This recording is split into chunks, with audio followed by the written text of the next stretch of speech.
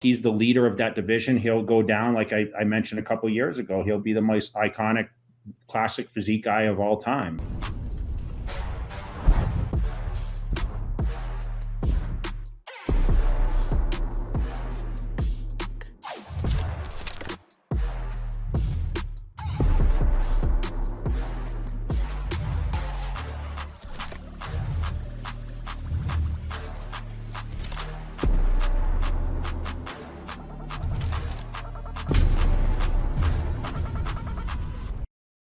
I wanted to ask you about Chris Bumstead because, you talk about, social media, fan favorites. I mean, you were a fan favorite for years before you even won the Olympia. And then obviously once you won, and you still have a crazy, insane following.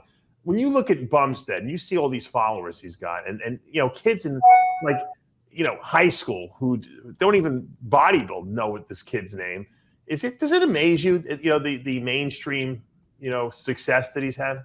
I mean, YouTube is TV now, and that's, the great advantage that a lot of these athletes have now. And he's accepted that. And I mean, he puts, his lifestyle out there. I mean, I look at what we did in early DVDs, and I mean, it's similar to that, but just much more reach now because obviously it's a free channel and, he is super active on there. He has a full, he kind of documents everything he does, but he's a humble champion. I mean, he has some adversity he's had to go through in order to achieve his great success. And, he doesn't say a lot, so there's not a lot of arrogance there. He just puts the work in and he just does it. And he's a genetic wonder. He's got the width. He's got the, he's got the proportions. I mean, if you compared body part to body part next to some of his competition, you maybe might not think he win, but it's like the Yates thing, right? I mean, right. He's got the poses.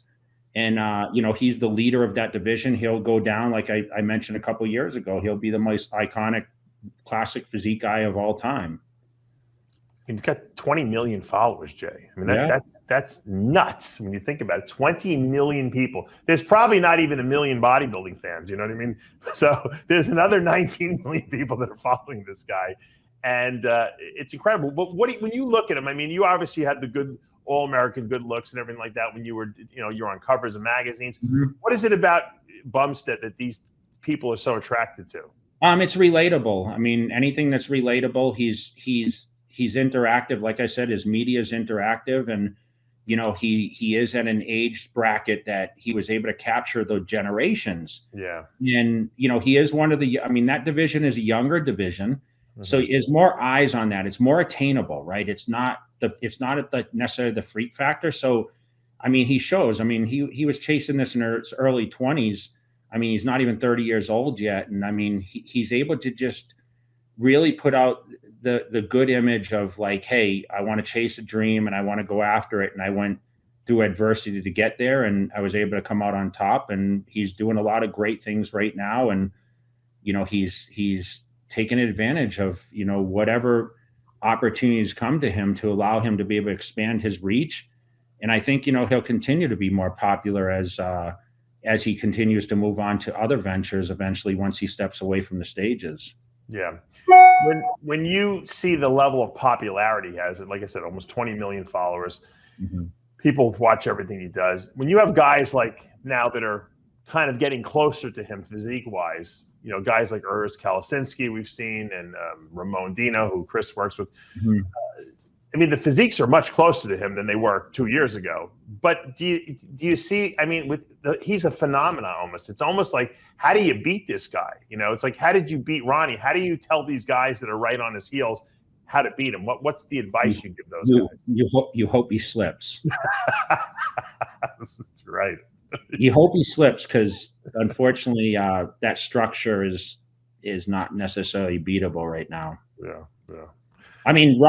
Ruffin has great structure too, but he's short though. He doesn't match up as well as I think these other guys do.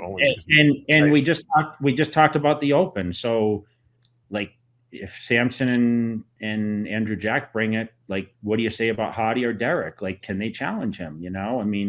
It's tough. Derek's proportions are pretty crazy, but I just don't see anyone that I see. Urs, obviously, I think is, he's coming up too, and Ramon's been knocking at the door, but man, Bumstead's just, you have to hope he slips. And I think put himself in position to avoid slipping by bringing on Hani as a coach and, step away from his brother-in-law for the time being. And, we see what he does. He put a home gym, he put a gym and a warehouse there. So he's just very honed in on what he does. It's his passion. I mean, this is what he does. It's a living and he treats it that way. Yeah.